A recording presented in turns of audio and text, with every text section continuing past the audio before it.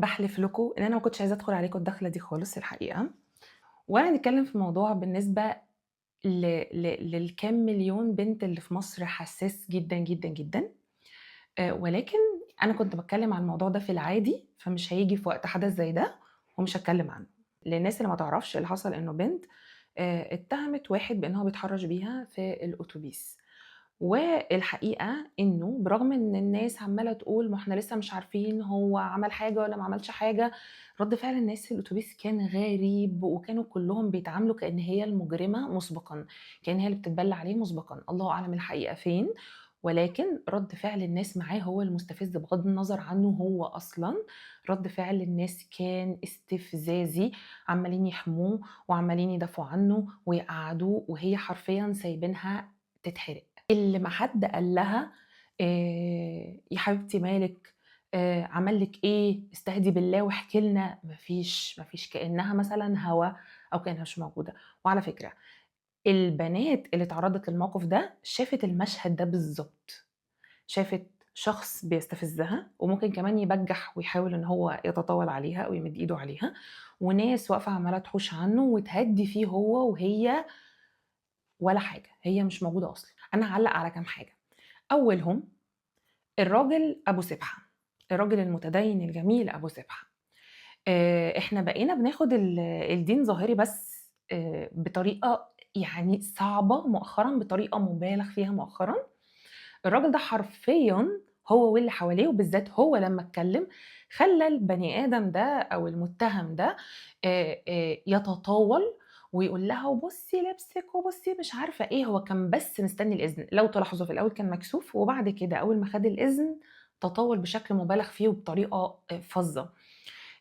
الحقيقة إنه الراجل ده أنا سمعته بيقول كلام تاني خالص غير اللي قاله في الفيديو أو بغض النظر عن هو قال إيه بلسانه، ولكن أنا شايفة نيّته بتقول إيه، هو مش كفاية إحنا مقهورين ومظلومين وحاسين بإن إحنا ما لناش قيمة وما لناش وجود، هتستكتري علينا إحنا كرجالة نطلّع ونفِش غِلّنا في شوية الستات الأضعف مننا الموجودين حوالينا، في إيه يا بنتي؟ ما تسيبينا نفِش غِلّنا فيكم شوية. وكأن أي ظرف صعب بيمُر على الناس مش بيمُر على الراجل والست، لأ ده كمان الراجل هيدوّر على الأضعف منّه، اللي هو شايف إن هو أضعف منّه الست، ويطلّع إيه، كبته فيها. لو هنتكلّم بقى عن الحِجّة اللي إحنا عاملينها سبب ونتيجة دايمًا، مع إن هي لا سبب ولا نتيجة.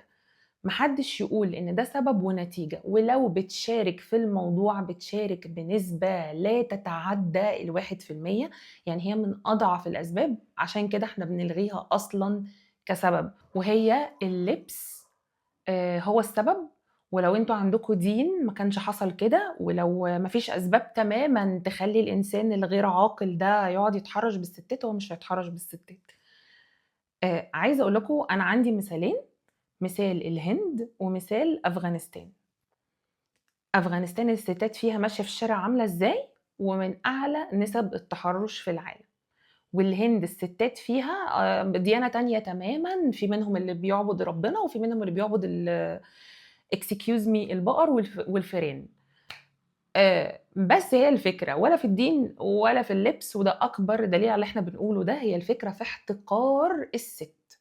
الفكرة ضغط، كبت، مع شوية قِلّة فلوس وبرضه مش ده السبب، إحنا بنقول العوامل اللي بتأدّي للموضوع، مش ده السبب لوحده، في ناس فقيرة وعندها مشاعر كتير مكبوتة، ومع كده إنسان عنده عقل وبيتحكّم في غرايزه عادي جدًا، وبيتحكّم في غضبه عادي جدًا، وده طبعًا أجره أكبر بكتير أوي من شخص متاح له كل حاجة، ولكن إحنا بنقول إنه العامل ده مع عامل إن الست أقل.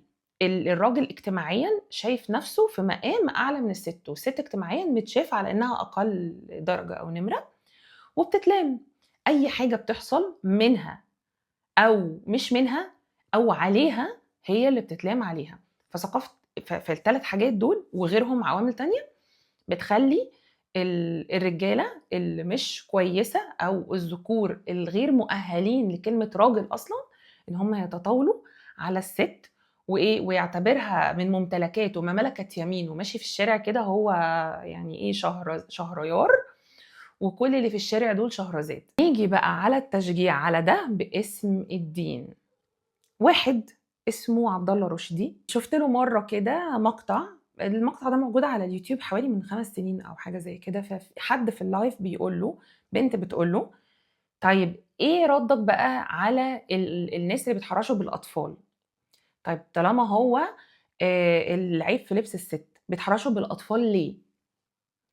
فالحقيقه ان هو اولا بص للسؤال باستهزاء كده، وده تكنيك على فكره، ده تكنيك الناس اللي هي اللي فاهمه هتلقطه. اللي هو بص لا لو تابعتي من اول اللايف احنا اتكلمنا في الموضوع ده ومش عارفه ايه. فكره الاستهزاء دايما، او مثلا يكتب بوست يكتب لك في النص عشان بس ضعاف العقول ما يمسكوش عليا ان انا ببرر، والمصيبه انه بيقعد يبرر، ما دي المصيبه. الطريقه دي بتخلي ايه، انت غلط من قبل اصلا هو ما يتكلم. ماشي. فبغض النظر عن الطريقه في الرد، قال انه ما هو الاستثاره، او معنى الكلام اللي قاله ان الاستثاره اللي بيتعرض لها بشكل مستمر على مدار اليوم، ومن اللبس برضو بتاع البنات في الشارع، راح اتحرش بطفل. الحقيقه ان الرد ما يتردش عليه، ما يتردش عليه لو احنا هنتكلم ان احنا ناس عاقله وما بنردش على الكلام ده، ولكن عشان بيتابعوا شريحه كبيره، ممكن يكون منهم صغير في السن، ممكن يكون منهم حد مش على درجه مثلا عاليه من الحكمه او الثقافه او كده. انا ردي هيبقى على الكلام مش على الشخص. احنا لو هنمشي بالمبدا ده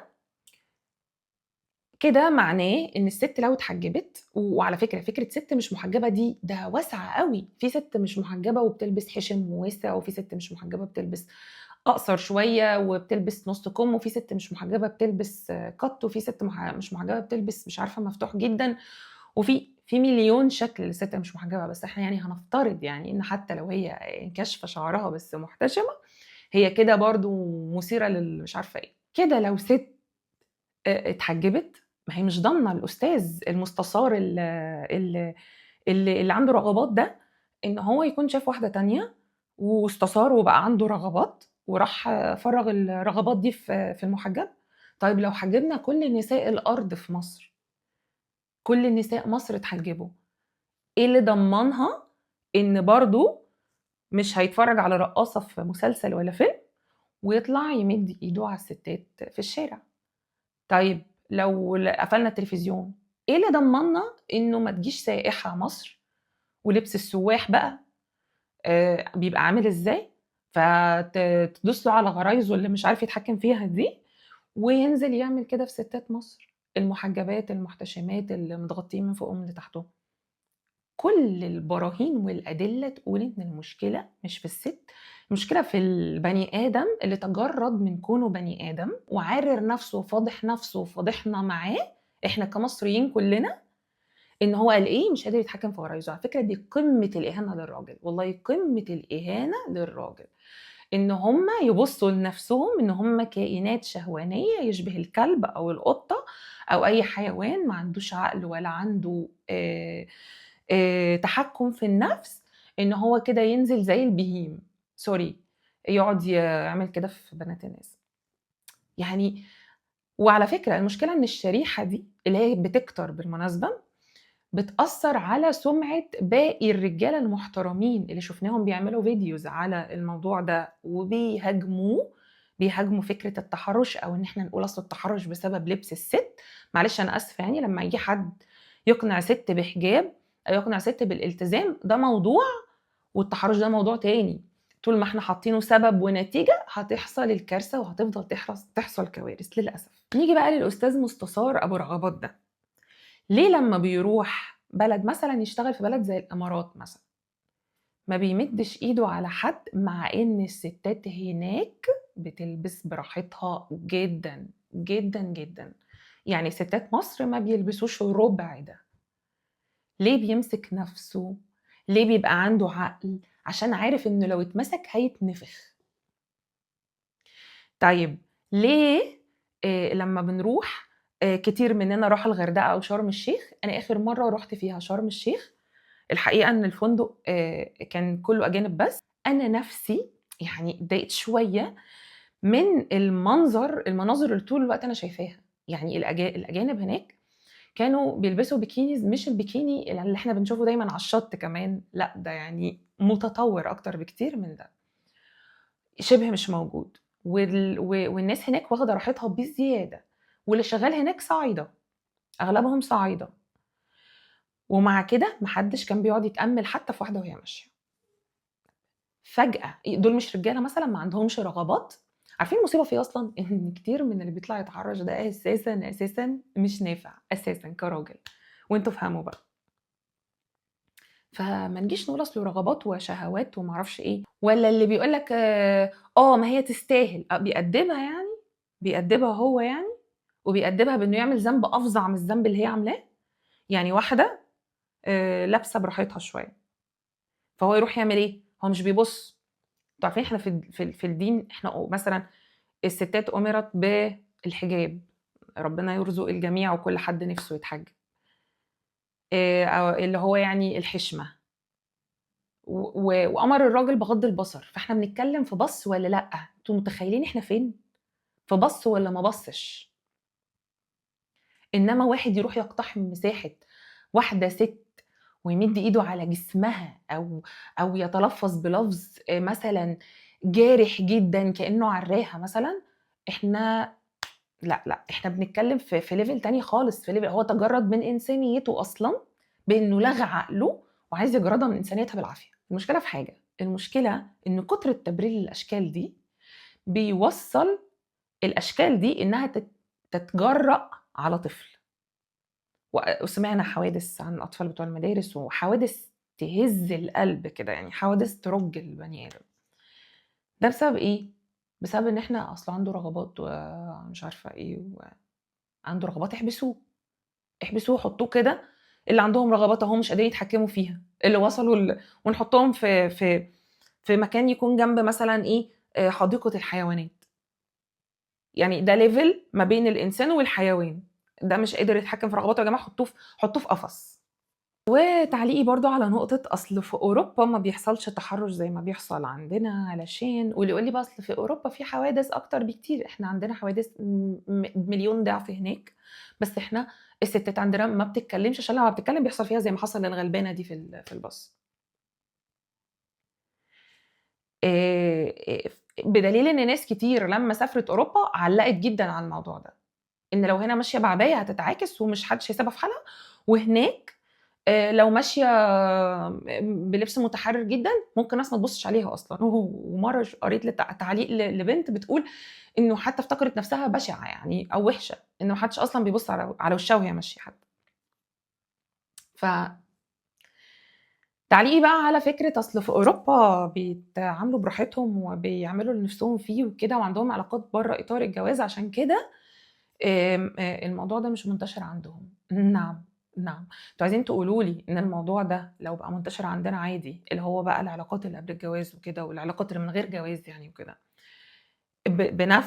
بنفس دماغ الناس اللي موجودة دلوقتي، بإن الست هي اللي تشيل الليلة، وبإن هي دايمًا اللي غلطانة، بإن أصل لبسها ما أعرفش إيه، الموضوع مش هيبقى زايد أصلًا؟ الموضوع هيزيد جدًا، في الشارع هيزيد جدًا. ده يعني اللي مخلّي الموضوع متحجّم شوية إن إحنا بنستحرم حاجات معيّنة. إنما هي لو متسابة على البحري في كل شيء كده، حتى لو بيعملوا علاقات طب ما ينزل يكمّل في الشارع.